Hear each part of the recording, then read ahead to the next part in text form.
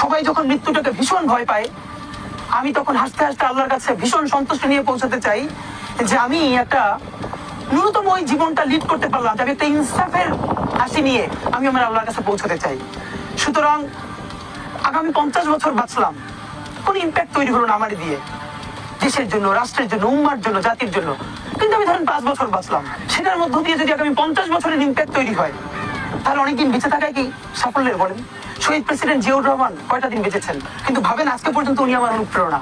হাঁটতে হাঁটতে আমার পা ফুলে যায়, আমি আমার টিম সেদিনকে ব্যাগের মধ্যে জুতা নিয়ে তারপরে একটা শপিং মলে ঘুরছিলাম, মানে পা ফুলে গেছে আর জুতায় ঢুকাতে পারছিলাম না।